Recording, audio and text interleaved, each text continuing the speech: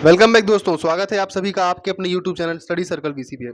आइए दोस्तों, हिंदी के 30 महत्वपूर्ण प्रश्नों पर चर्चा करते हैं। और आज का जो हमारा पीडीएफ है, इस पे पहले से ही आंसर ठीक है, मुझे ऐसा ही पीडीएफ जो है मिला है। ठीक, तो आंसर देखते जाते हैं, प्रश्न को समझते हैं क्या पूछना चाह रहे हैं। पहला प्रश्न है दोस्तों, स्वीकार करना मुहावरे का प्रयोग किस लिए होता है? स्वीकार करना मतलब किसी भी चीज को एक्सेप्ट कर लेना कि हाँ यही चीज सही है। लोहा मानना नहीं, कान काटना नहीं, तूती बोलना नहीं, सिर माथे लेना है ना। सिर माथे लेना मतलब हाँ जी आपका सिर मत्थे है, आपने जो कहा सब सही है। क्लियर हो गया। अगला प्रश्न है, मुहर लगा देना। मुहर लगा देना मतलब हम उसको उस चीज को क्या कर रहे हैं, पुष्ट कर दे रहे हैं, वेरीफाई कर दे रहे हैं। मुहर लग गई मतलब सील मुहर लग गई मतलब वो चीज अब क्या हो गया, करेक्ट हो गया। तो मुहर लगा देने का सही अर्थ क्या हो गया, उसकी पुष्टि कर देना। अगले प्रश्न की ओर आगे बढ़ते हैं, 37 नंबर की बात कर लेते हैं। सार्वनामिक विशेषण का भेद नहीं है। तो सार्वनामिक विशेषण चार प्रकार के होते हैं दोस्तों, जिसमें आपका व्यक्तिवाचक विशेषण नहीं होता है। एक होता है आपका संबंधवाचक विशेषण सार्वनामिक विशेषण, मूल सार्वनामिक विशेषण, यौगिक सार्वनामिक विशेषण, संकेतवाचक सार्वनामिक विशेषण। पर व्यक्तिवाचक विशेषण आपका सार्वनामिक विशेषण नहीं होता है। अगला 38 की बात कर लेते हैं। किस वर्ग के सर्वनाम के मूल रूप एक वचन तथा बहुवचन दोनों में होते हैं? दोस्तों इस प्रश्न का सही उत्तर हो जाएगा आपका प्रश्नवाचक और अनिश्चयवाचक, है ना। इसमें जो लगा है आपका ऑप्शन नंबर डी ये गलत है, ऑप्शन नंबर बी भी गलत है, सी भी गलत है। आयोग ने जो फाइनल आंसर लिया है वो लिया है ऑप्शन नंबर ए को। किस वर्ग के सर्वनाम के मूल रूप एक वचन और बहुवचन दोनों में समान होते हैं? तो प्रश्नवाचक और अनिश्चयवाचक में होते हैं।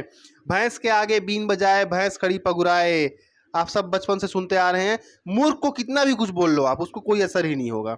मूर्ख को फालतू की शिक्षा देना, भैंस के आगे बीन बजाए भैंस खड़ी पगुराए, है ना। तो इसका ऑप्शन नंबर क्या सही हो जाएगा, बी। अगले प्रश्न की ओर आगे बढ़ते हैं। दो या दो से अधिक धातुओं से बनी हुई और नया अर्थ देने वाली क्रिया को हम क्या कहते हैं दोस्तों? तो दो या दो से अधिक धातु से मिलकर के कोई अगर नई क्रिया वाली शब्द बन रही है तो उस क्रिया को हम कहते हैं संयुक्त क्रिया। ठीक है, ना कि यौगिक क्रिया, ना कि अकर्मक क्रिया, ना कि सकर्मक क्रिया।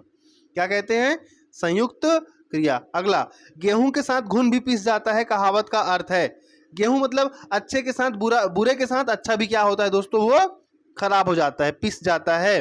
मुफ्त की चीज का दाम क्या आंकना नहीं, दोषी निर्दोषी को दोषी ठहराए, बुरे की संगति में भले भी बदनाम हो जाते हैं। ठीक है।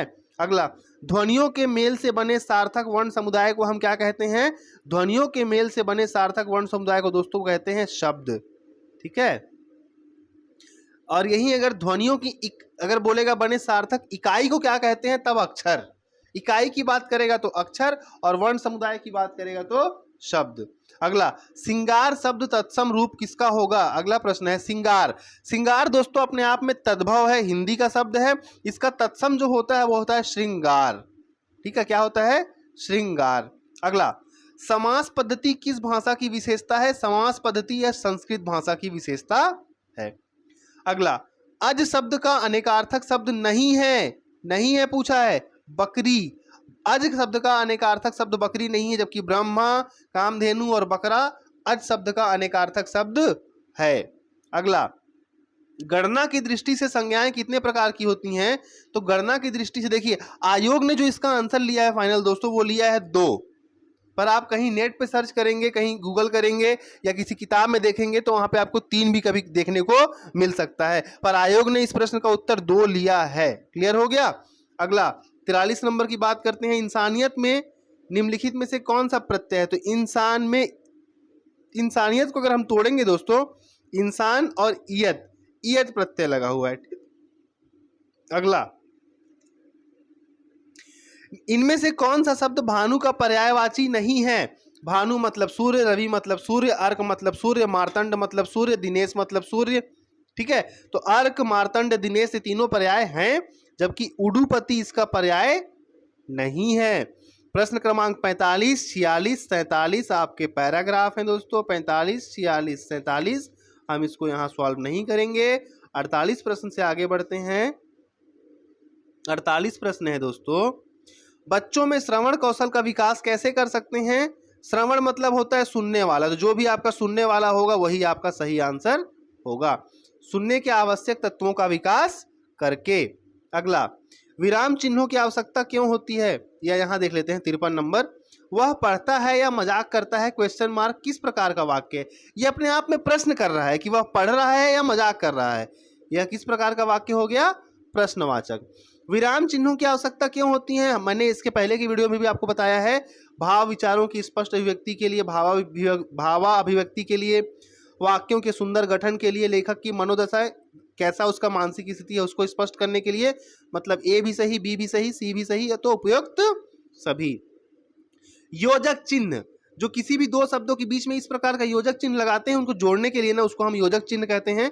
दो या दो से अधिक शब्दों को जोड़ने के लिए योजक चिन्हों का प्रयोग किया जाता है।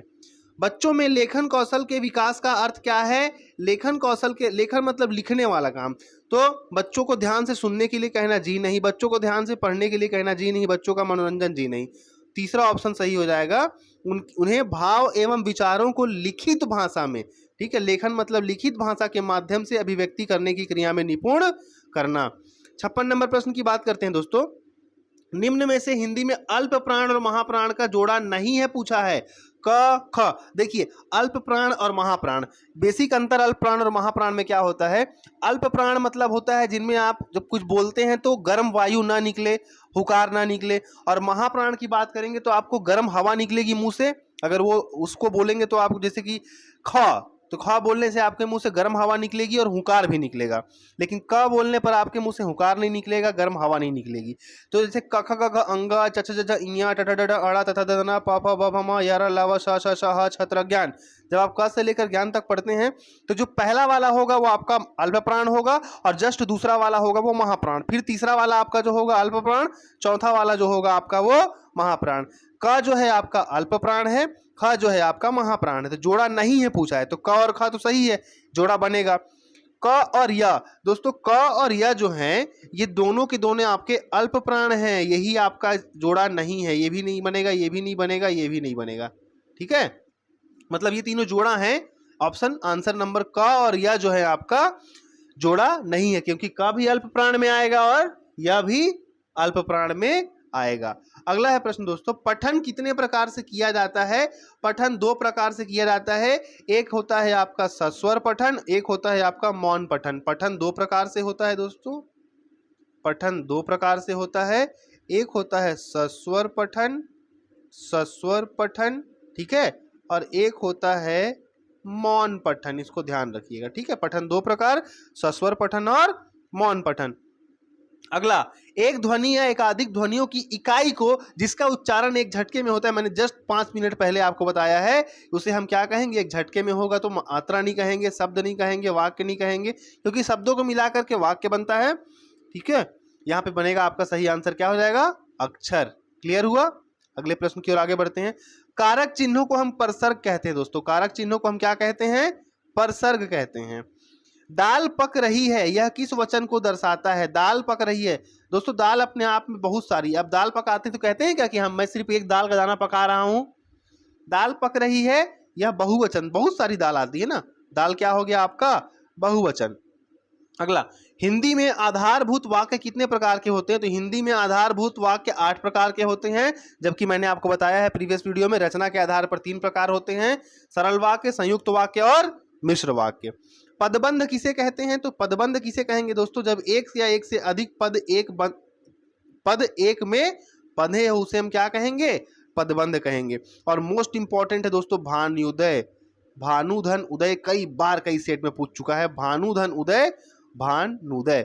ये इस प्रकार से हमने दोस्तों यहाँ पे 60 प्रश्न तक कंप्लीट किया। टोटल आपके 30 प्रश्न मैंने यहाँ से हिंदी के कंप्लीट करा दिए हैं। आई होप आपको वीडियो पसंद आया होगा, पसंद आया और अगर आपको इसी तरह की इंटरेस्टिंग वीडियो चाहिए चैनल को सब्सक्राइब कर लीजिए। सब्सक्राइब करने से हमें मोटिवेशन मिलता है। उम्मीद करेंगे कि बहुत जल्द आपको अगली वीडियो में इससे और अच्छा कंटेंट देने का प्रयास किया जाए। मिलेंगे बहुत जल्द अगली वीडियो में, तब तक के लिए धन्यवाद।